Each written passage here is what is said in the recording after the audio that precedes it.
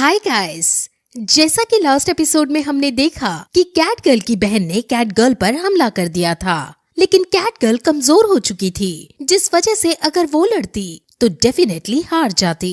इसीलिए अब तैंग शैन ने तुरंत उसकी बहन को ब्लू सिल्वर प्लांट से नीचे खींच लिया और जीवू ने कंटिन्यूअस अटैक्स करके उसे खूब मारा और फाइनली अब इस बार श्रेक स्कूल की जीत हुई। अब वो फिर वापस रूम में जाने लगते हैं और शेन फैंग स्कूल का जियाओ फैंग तैंग शैंग को रास्ते में रोकता है और उसकी तारीफ करता है और तैंग शैंग भी जियाओ फैंग की तारीफ में 2 शब्द बोलता है और फिर अपने रूम में चला जाता है। श्रेक स्कूल के कुछ बच्चे घायल हो गए थे, इसलिए डॉक्टर्स वहां आकर उनका इलाज करते हैं और अब तैंग शैंग मिस्टर दाई के पास जाते हैं और उससे उसकी हालत के बारे में पूछता है, क्योंकि मिस्टर दाई भी बहुत घायल हो गया था। वो दोनों कई सारी बातें करते हैं, जिसमें मिस्टर दाई उसे इस कॉन्टिनेंट में चलने वाली पॉलिटिक्स के बारे में बताता है। असल में मिस्टर दाई एक शहर का प्रिंस है और उसका भाई और वो राजा बनना चाहते हैं। वो दोनों ही राजा बनना चाहते हैं, जिस वजह से वो दोनों स्ट्रॉन्ग होकर एक दूसरे को हराना चाहते हैं। उसने पूरी पॉलिटिक्स अच्छे से समझाई है, लेकिन इस टाइम के लिए आपको बस इतना जानना जरूरी है कि मिस्टर दाई एक राजकुमार हैं,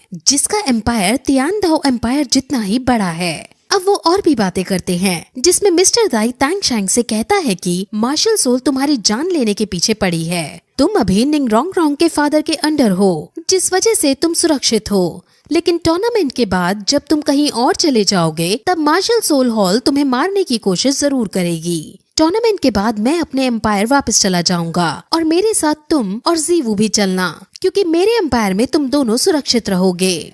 जब मैं राजा बन जाऊंगा तो मैं तुम्हें ट्राइब का मिलिट्री चीफ बना दूंगा और वहाँ तुम जीवू के साथ शांति से रह सकोगे।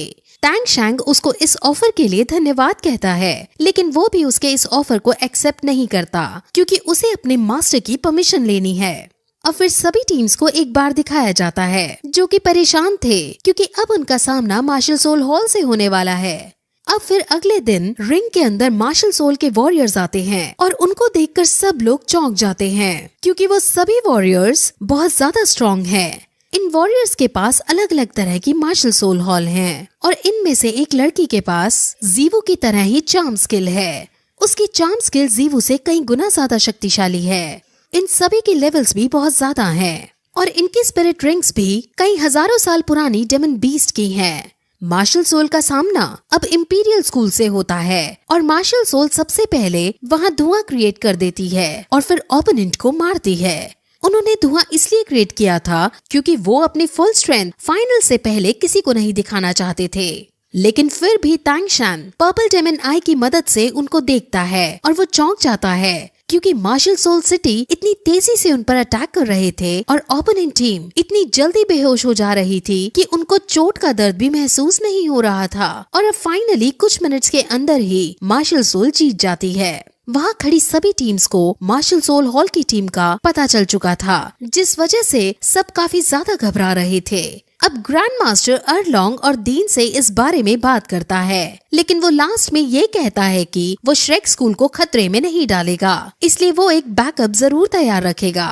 ये बैकअप क्या है आपको बाद में पता चलेगा। अब फिर ऐसे ही कई सारे मैचेस होते हैं और कई सारे टीम्स कई सारे ओपोनेंट टीम्स के साथ लड़ाई करते हैं और फाइनली अब सिर्फ 3 टीम फाइनल में पहुंच पाती हैं। इन 3 टीम्स का नाम Marshall Soul Hall, Shrek school और शैंग फेंग स्कूल है। अब रात को हम तैंग शैंग को देखते हैं, जो सो रहा था। उसको बुरे बुरे सपने आ रहे थे, जिसमें पहले तो वो अपनी माँ को देखता है, जिन्होंने तैंग शैंग को बचाने के लिए खुद को सैक्रिफाइस किया है, और फिर तुरंत वो जीवू को देखता है, जो उससे दूर जा रही है। इससे डरकर वो तुरंत उठ जाता है और बालकनी में सांस लेने को जाता है, लेकिन तभी वो वहाँ ग्रैंड मास्टर को देखता है, जो चांद को देखकर गहरी चिंता में डूबे हुए थे।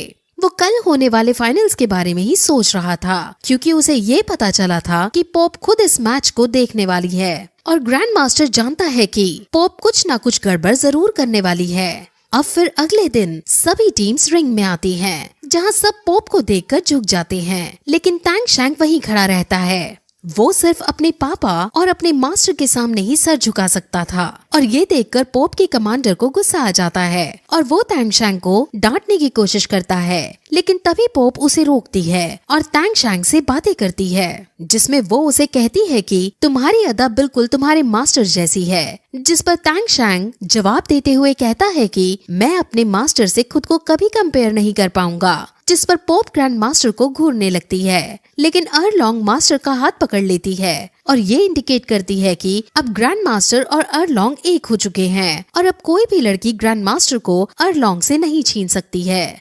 अब फिर सभी टीम्स को उनकी जीत पर मिलने वाले प्राइजेस दिखाते हैं, जो कि असल में 3 सोल बोन्स हैं और ये 3 सोल बोन्स काफी ज्यादा कीमती है। ये सोल बोन्स जीतने वाली टीम के लीडर्स को दी जाएंगी और ये इसीलिए अब सभी टीम्स एक दूसरे से लड़ने के लिए उत्सुक हो जाती हैं, क्योंकि सभी लोग इन सोल बोन्स को किसी भी कीमत पर पाना चाहते हैं। अब 3 टीम्स के बीच मैच होना था और एक टीम को बाकी दोनों टीम से बारी बारी से लड़ाई करनी है। अब रिंग के अंदर Martial Soul Hall versus Shangfeng school चालू किया जाता है, लेकिन तभी शैंगफेंग स्कूल खुद गिव अप कर देता है और सेकंड राउंड के अंदर शैंगफेंग स्कूल का वॉरियर और श्रेक स्कूल का वॉरियर लड़ने आता है। ये अभी 1-to-1 बैटल हो रही थी और टीम बैटल होनी बाकी थी। अब ये मैच शुरू होने ही वाला होता है कि तभी ग्रैंड मास्टर मैच को रोकता है और कहता है कि हम इस मैच को गिव अप कर रहे हैं। ये देखकर सब शॉक हो जाते हैं, लेकिन इसके पीछे ग्रैंड मास्टर की एक चाल छुपी थी। 1-to-1 बैटल ये डिसाइड नहीं करने वाले थे कि विनर कौन होगा, इसलिए ग्रैंड मास्टर 1-to-1 बैटल में अपने स्कूल की सोल पार खर्च नहीं करवाना चाहता है। अब 1-to-1 मैचेस खत्म हो चुके थे और अब ग्रैंड फाइनल शुरू होने वाला है और इन मैचेस में श्रेक स्कूल को अच्छा प्रदर्शन देना होगा, क्योंकि उनका मकसद नंबर 1 पर आना है। अब फिर आज शाम को शैंगफेंग स्कूल और श्रेक स्कूल के बीच फाइट कंडक्ट होती है और शैंगफेंग स्कूल इस मैच में तांग शैंग को हराना चाहता था और वो इस टूर्नामेंट में फर्स्ट या सेकंड आना चाहता था। दोनों टीम एक दूसरे के सामने आती हैं और एक दूसरे पर हमला करती हैं। वो दोनों अपनी अपनी फॉर्मेशन क्रिएट करती हैं और श्रेक स्कूल अब 7-in-1 फ्यूजन स्कूल का यूज करके अपनी फॉर्मेशन बनाते हैं। ये मार्शल फ्यूजन स्किल नहीं है, बट ये भी बहुत खतरनाक फॉर्मेशन है।